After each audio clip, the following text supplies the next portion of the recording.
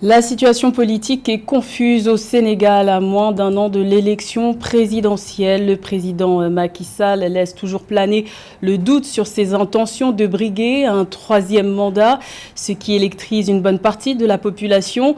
Et le principal opposant, Ousmane Sonko, visé par plusieurs affaires judiciaires, accuse le pouvoir en place de manœuvrer pour l'écarter de la présidentielle de 2024.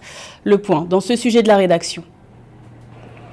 C'est un climat de tension préélectorale grandissante qui règne au Sénégal, entre pouvoir et opposition, à moins d'un an de l'élection présidentielle de février 2024. Les incidents se multiplient depuis le 16 mars, date de l'ouverture du procès de l'opposant Ousmane Sonko pour diffamation.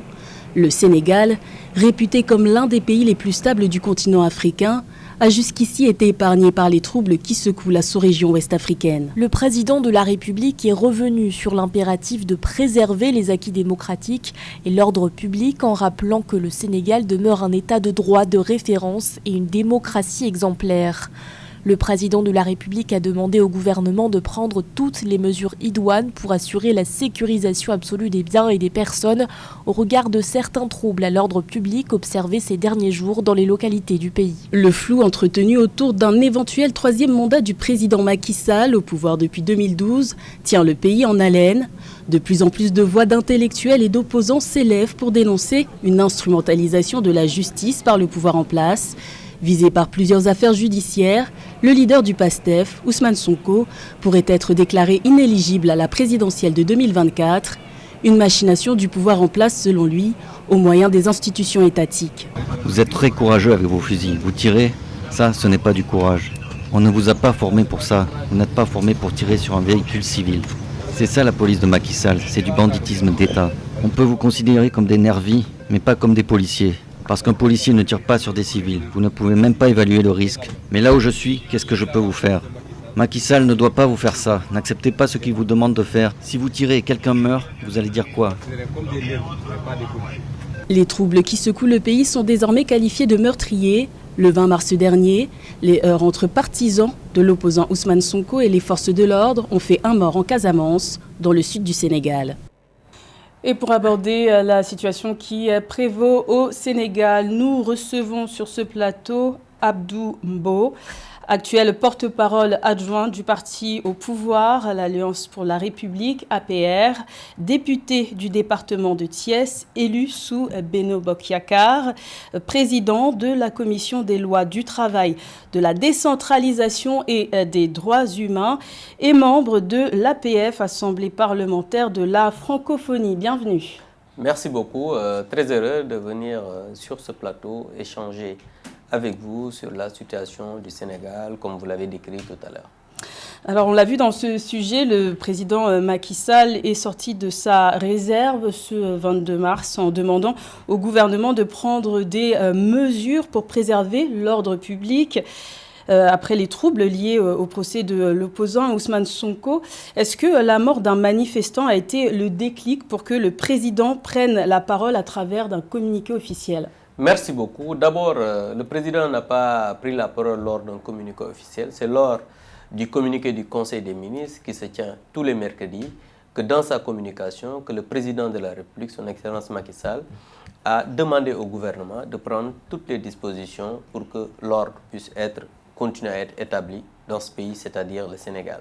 Parce qu'on ne peut pas comprendre qu'on puisse être dans un pays stable comme le Sénégal, un pays démocratique avec des lois et règlements, un pays en plein essor économique, parce que vous l'avez vu dernièrement, même l'UEMOA a dit que la première économie africaine aujourd'hui au sein de l'UEMOA, c'est le Sénégal, avec une projection de croissance de 4,8% projetée, qu'on puisse se permettre de travailler à déstabiliser ce pays où le président de la République avec son gouvernement sont en train de tout faire pour que le pays puisse être vers l'émergence. Donc c'est pourquoi le président de la République a demandé au gouvernement de prendre toutes les dispositions pour que l'ordre établi soit respecté. Parce qu'il faut le reconnaître, de la même manière que les opposants ont le droit de manifester comme le stipule la Constitution, de la même manière, les autres Sénégalaises et Sénégalais ont le droit de vaquer librement à leur occupation.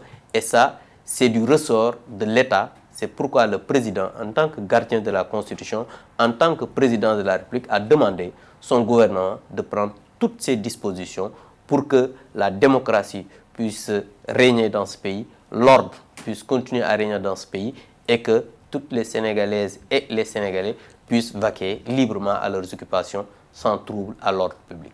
Au fur et à mesure que l'élection présidentielle de 2024 se rapproche, les autorités sénégalaises sont accusées par l'opposition, mais aussi par certaines ONG, d'intensifier la répression en limitant l'espace civique. Que répondez-vous à cela? Mais je réponds par la négative, parce qu'aujourd'hui, il faut le dire, de 2012 à maintenant, la démocratie a quand même suit son cours au Sénégal.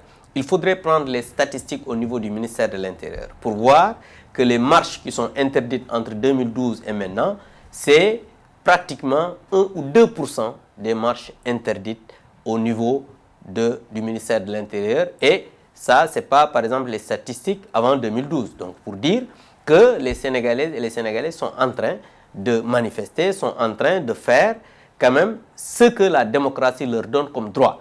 Mais il faudrait aussi rappeler que la démocratie ne veut pas dire anarchie, que liberté ne veut pas dire libertécide. L'État a le devoir de protéger les biens et les citoyens. Maintenant, il n'y a pas une répression excessive, ça aussi il faut le dire. C'est des hommes politiques qui ne sont mus que par la déstabilisation du pays, qui sont aujourd'hui arrêtés par la justice. Il n'y a aucun homme politique qui est arrêté aujourd'hui au Sénégal pour un délit d'opinion. Vous n'avez pas peur qu'avec la mort du manifestant là, qui a eu lieu le 20 mars, que cela donne des arguments supplémentaires aux opposants qui accusent la police d'être aux ordres du pouvoir en place? Mais encore une fois, je déplore la mort d'un manifestant la semaine dernière, comme vous l'avez dit. Mais il faudrait voir la cause, parce qu'on ne peut pas être dans un pays pour travailler à déstabiliser ce pays. Parce que je vous rappelle, on parle de démocratie. Souvent, les Africains ont pour habitude de citer, par exemple, les États-Unis pour grande démocratie. Je vous rappelle qu'en Philadelphie, il n'y a même pas 6 mois, des manifestants ont été arrêtés pour terrorisme intérieur et risquent jusqu'à 30 ans de prison. Et pourtant, au Sénégal, il y a des manifestants qui planifient des manifestations, qui travaillent à déstabiliser ce pays, qui sont dans une bande de malfaiteurs pour travailler à saper aujourd'hui ce qu'il y a comme quiétude dans ce pays. Mais l'État restera fort, l'État va faire face, mais aussi les opposants et ceux qui sont au pouvoir sont en train aussi de vaquer librement à leurs occupations. Mais je rappelle qu'aucun homme politique aujourd'hui n'est arrêté au Sénégal pour un délit d'opinion. Ça aussi, je pense que l'opinion nationale et internationale doit le comprendre et le savoir. Alors vous êtes membre de la mouvance présidentielle, Benno Bokk Yakaar. Pouvez-vous nous éclairer sur une question que tout le monde se pose, la question d'un éventuel 3e mandat de Macky Sall, du président Macky Sall? Mais je voudrais aussi vous dire que le président de la République, lors d'une interview passée, a dit que cette question est devenue une question politique.